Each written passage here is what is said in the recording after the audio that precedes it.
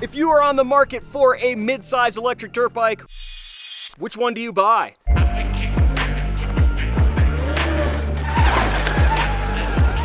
Well, today we are testing these 5 mid-size e-motos to find out which one is best.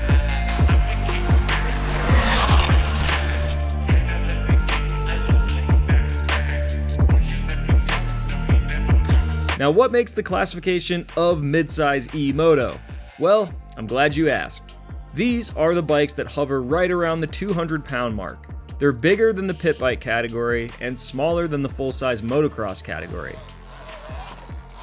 The lineup consists of the Arctic Leopard EX800, Electric Motion Escape XR Limited Edition, Surron Ultra Bee, and because there's such a price gap between the stock Ultra Bee and the rest of these bikes, we're also testing our ECR fully modded Surron Ultra Bee, which, after all of the modifications, is in the ballpark price of the other bikes in this test. But we'll get into pricing details later in the video. And last but not least, we have the wild card of the group, the Dust Moto Alpha Prototype. This is the wild card because it's not actually a bike you can purchase, yet. But as we mentioned in the range test video, this bike will be in this category, and since we have it here, we thought it would be fun to include it in the test.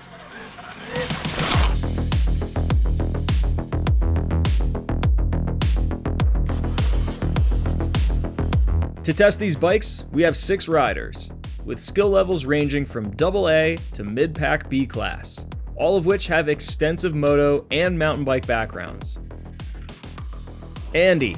What do you think of this thing right now, dude, Andy? This thing rips, dude. I can't believe how much power it has. Dustin. I have information I need to share. What? I'm no longer a Leopard guy. Oh! Michael. Foot brake, foot brake, foot brake, foot brake. Mike.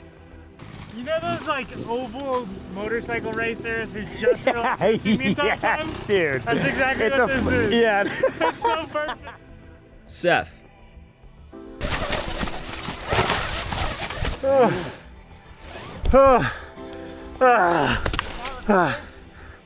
Oh, you just got yourself. I just gasped. And yours truly, Tucker.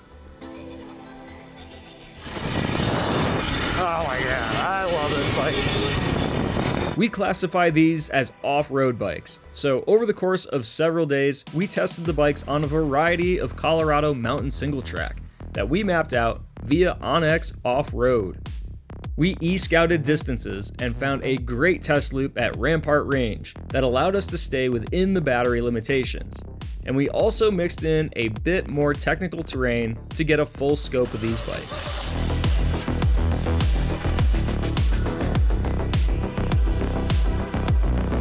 Each of us then privately ranked them on a scale from 1 to 5 to find out the best bike. Before we tell you the overall winner, we're going to show you some features of each bike and how they rank against each other on specifications alone.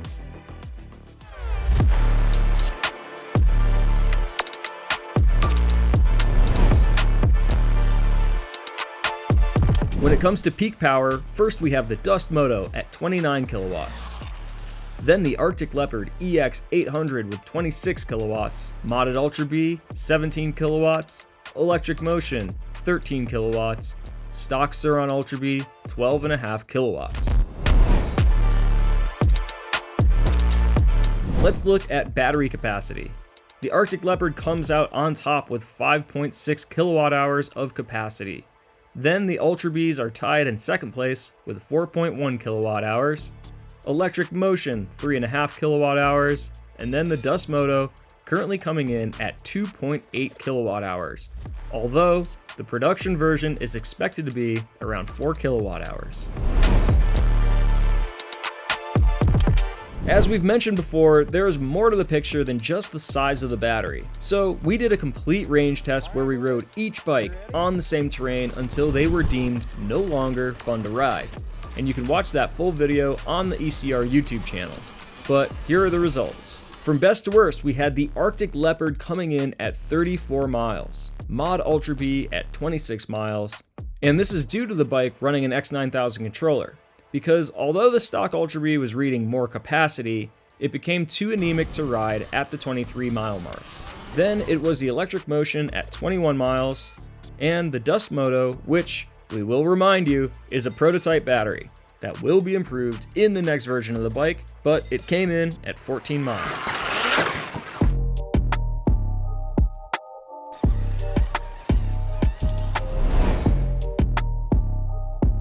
When it comes time to stop, who did it best?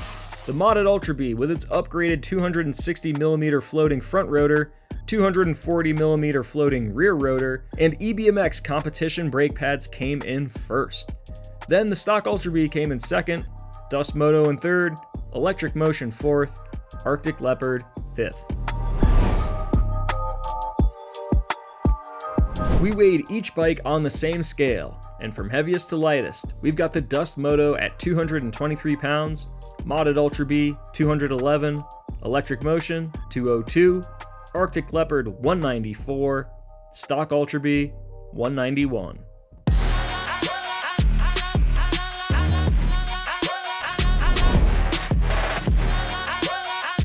We'll get into some details on suspension later, but we gave first place to the modded Ultra Bee, next was Dust Moto, then the stock Ultra Bee.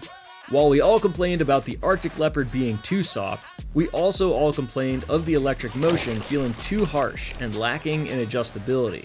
So it was a bit of a toss-up between these two, but next we put the electric motion, and last, the Arctic Leopard. Last but not least, let's talk about price. As we mentioned in the other test, we're only going to speak to the original MSRP of these bikes, because different dealers and manufacturers will discount these bikes without warning, and it's near impossible to keep up with. So although these are MSRPs, you can often find all of these bikes for cheaper, depending on where you buy them. Starting from least expensive to most expensive, at the time of this test, the stock Ultra Bee came in at a price of $5,800. Next is a big gap to the Arctic Leopard at $9,399. And this is where we can explain why we included the modded Surron Ultra Bee. Since the stock Ultra Bee is several $1,000s cheaper than the two bikes we just mentioned, we wanted to see how a bike with roughly that amount of modification comes in. So we've got our ECR modded Surron Ultra Bee, which comes in at roughly $12,500. Then we have the Electric Motion Escape XR Limited Edition at $12,999. And the Dust Moto is not for sale yet, so we're leaving it out of this ranking.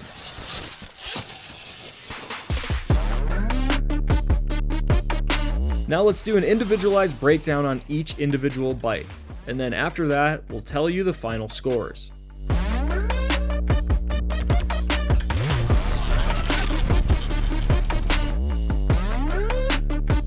We're going to start with the Dust prototype here. The production bike is expected to be lighter, with more power, better battery capacity, and likely a more refined chassis feel.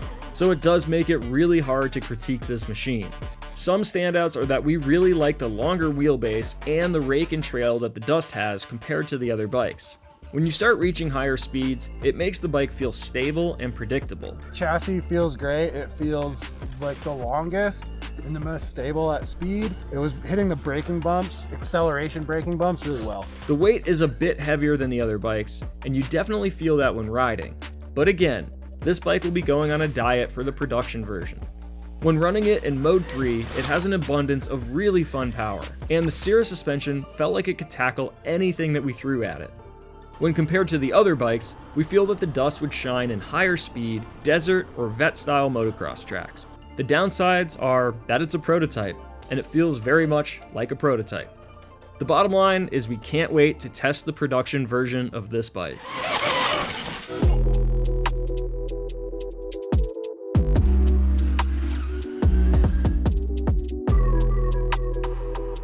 The Electric Motion Escape XR Limited Edition is a bike that we've been excited about for a while. It's no secret that the Escape R has been an ECR favorite over the years, and we've often felt that that bike could benefit from slightly less of a trials feel and more of a trail feel, which is what EM aims to deliver with the Escape XR. Some unique features of the electric motion is that it has a hydraulic clutch and a regen lever. While the clutch sounds like a cool idea, and it is a unique feature, in most scenarios, we don't really feel like we need to use it. The regen lever is something that sees a bit more use, and something we really like on this bike. A handful of riders commented that the ergonomics of the bike feel unusual and a bit awkward, something that's really pronounced when you jump from one bike to another. Myself, having a fair amount of seat time on the Escape R, which has a similar feel, was able to adapt much quicker to the XR.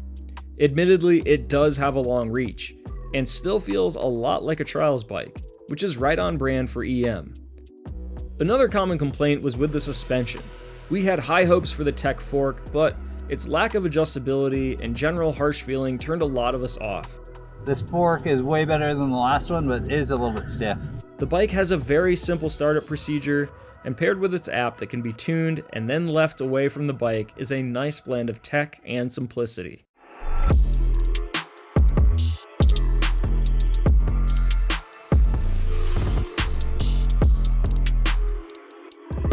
It's been a while since we've ridden a stock Ultra Bee, and it's a great reminder how much bang for the buck this bike is. It was a great deal when it was priced at $6,500, but with its current price of $5,800, you really do get a lot for your money, and we all complimented the bike for that. The stock Ultra Bee feels light, nimble, and capable for what it is. It's got plenty of power, good brakes, decent battery range, and fairly normal ergonomics. The bike has a fair amount of tunability in regards to regen, throttle response, traction control, and sensors, all within the stock display on the bike. If you're a follower of this channel, you've probably heard me preach about upgrading this bike to a 21/18 wheel set to help the feel of the bike, and we still stand by that. The bike isn't perfect in stock form, and we all agreed that even with slight modification, this bike becomes a true contender really quick with a few alterations. I think there's an in-between on the modding it. If I was personally building one, I would do the front fork, the wheels and tires, and probably that's it.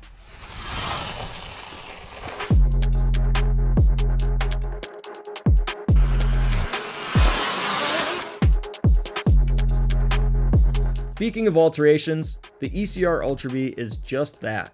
And that's why we wanted to include it in this comparison. We wanted to see how a modified Ultra Bee stacks up to the similarly priced competition. This bike takes most of the great traits of the stock Ultra Bee and just improves upon them. The EBMX X9000 controller and 54-tooth sprocket gives it a nice bump in acceleration with smoother power delivery. The EBMX app allows a lot of tuning capabilities and customization, as well as a regen lever that comes in handy when you're wanting to get some extra stopping power without breaking the tires loose. The 21/18 wheel set does take away from some of its nimbleness, but it makes up for it tenfold with stability and traction. You've heard me preach it many times before, but I'll say it again. Suspension is so important. We all agreed that the Cirrus suspension on this bike completely transforms it into a truly capable dirt bike. Oh my god, I love this bike.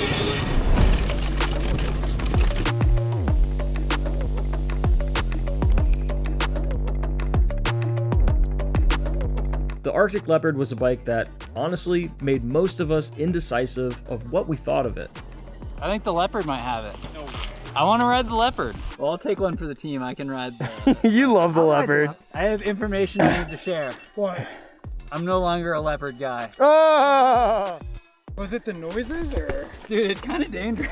That's nice. Yeah. This bike is by far the most powerful, which is always a fun attribute when you get an opportunity to open it up. It is fast though. Yeah. Damn. And that's only mode 2. That's mode 2, yeah. What?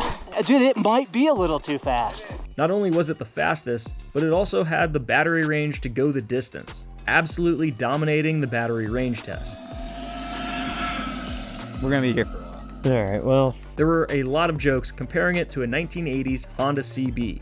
Dude, this thing's sick. It has all the CB 185 chassis noise too. I know. Clack, clack, clack, clack, clack. Sure, it's a capable bike, and Josh Long proved that at TKO this year, but it's got some shortcomings in the suspension, ergonomics, and general bike feel. The noticeable differences come down to the quality of components and the rattling that the bike produces. Yeah, I can hear the spokes on the front wheel on this thing. Much like the EXE 880 that we tested in the full-size shootout, it just makes a lot of clunking noises that are really hard to ignore.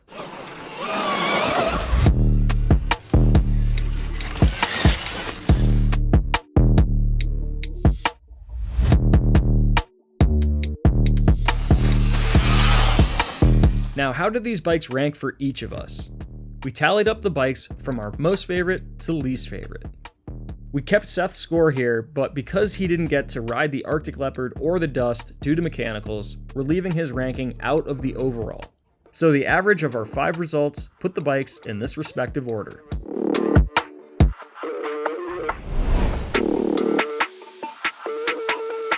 Coming in as the unanimous winner is the modded Ultra Bee. After that, the decision was honestly pretty tough among most of us. A lot of us see the potential advantages of the Dust on a moto track or at higher speed, but given that it's a prototype, we were a bit unsure of how to rank it. But overall, in its prototype state, it finishes in 2nd place. What made the decision tough was because of the stock Ultra Bee. Most of us that put the stock Ultra Bee in 3rd place didn't make it as distant of a 3rd place as you would expect. It was close, especially when factoring in the bang for the buck. This bike really holds its weight, and we can see how favorable this bike becomes with some upgrades.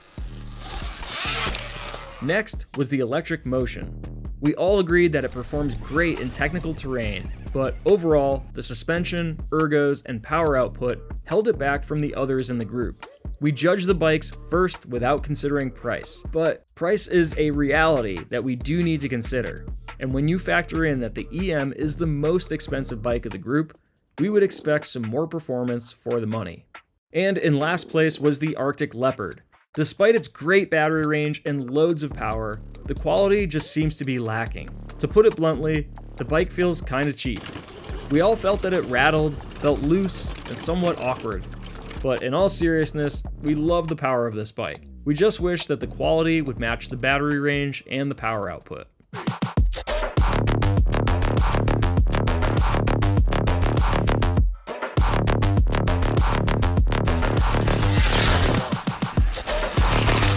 That wraps up the 2024 midsize Moto shootout here at ECR, and this is basically just an overview of the bikes. If you want more detailed reviews and in-depth thoughts on the bikes, check out the rest of our channel for those videos, or go to electriccyclerider.com to see the articles. Thanks for watching.